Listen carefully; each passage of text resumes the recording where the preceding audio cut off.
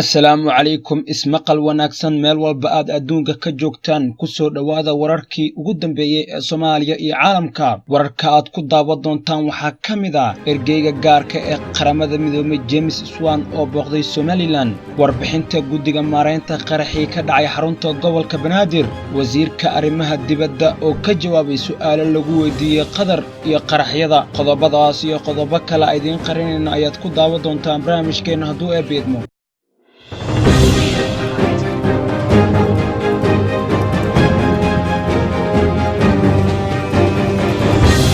guddiga arrimaha dibadda ee golaha shacabka baarlamaanka federaalka Soomaaliya ayaa maanta xarunta Villa Hargeysa ee Muqdisho kula kulmay wasiirka wasaaradda arrimaha dibadda xukuumadda Soomaaliya Mudane Axmed Ciise Cawaad. guddiga ayaa wasiirka su'aalo ka weydiiyay shaqooyinka wasaaradda, shaqooyinka la xiriira arrimaha dibadda ee Soomaaliya iyo eedeynta loo soo jeediyay dowladda Qatar ee la xiriira qaraxii ka dhacay magaalada Boosaaso. Gudoomiyaha guddiga arrimaha dibadda ee golaha shacabka xildhibaan Cabdiqaadir Cusable Cali oo kulanka shirgudoominayay ayaa ka warbixiyay qodobadii ay kala hadleen wasiirka iyo guddiga. wuxuuna yidhi halkaani kuma soo koobi karo waxaan wasiirka ka warsanay. waxaa ka mid ahaa qaraxii 18 May ka dhacay magaalada Boosaaso ay ku dhinteen dad Soomaali ah oo maalin dhoweed warbaahintu isla dhex martay uuna soo daawacay wargeyska New York Times in dowladda Qatar dad diblomaasiyadeed iyo ganacsatadeeda ku lug lahaayeen oo horay wasiirka aan warqad ugu dirnay. wasiirkana uu nooga soo jawaabay mowqifkiisuna wuxuu ahaa in dowladda Qatar ay dafirtay arrinkaasi. sidoo kale gudoomiyaha ayaa hadalkiisa ku daray in guddiga ahaan ay doonayaan in ay xaqiiqada jirto ay ka daba tagaan si shacabku ugu qanco waxa loo soo bandhigay iyo eedeymaha dowladda Qatar loo jeediyey ayaduna ay beenisay. wuxuuna yidhi weli waxaa inoo muuqata in ay jirto baahi in xukuumadda federaalka Soomaaliyeed ay ka astaahilaan shacabka meel kastoo ay joogaan in arrinkaasi xaqiiqadeeda ay ka daba tagaan oo ay baaritaan ay ku soobiyaan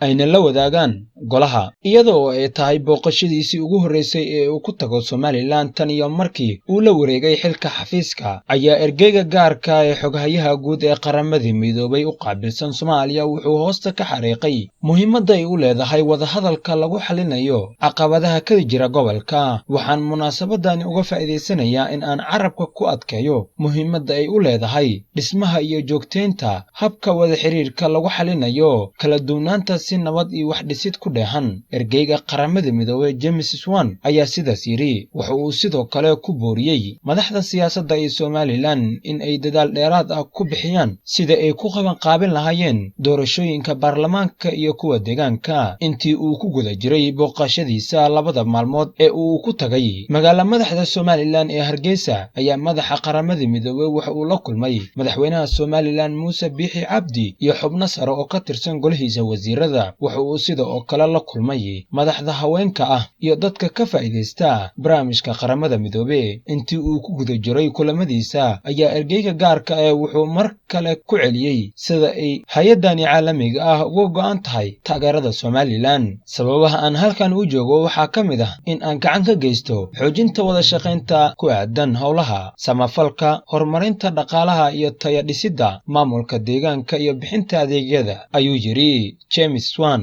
guddiga uu 24 bishan ra'iisul wasaare ku-xigeenka xukuumadda Mudane Mahdi Maxamed Guuleed u magacaabay maareynta qaraxii ka dhacay xarunta gobolka Banaadir iyo sidii gurmad degdeg ah loogu fidin lahaa dhaawacyada ka dhashay qaraxa. waxa uu bulshada Soomaaliyeed la wadaagay warbixin hordhac ah oo ku saabsan waxyaabihii u qabsoomay labadii maalmood ee la soo dhaafay. warbixinta howlaha u qabsoomay guddiga waxaa ka mid ah maareynta dhaawacyada.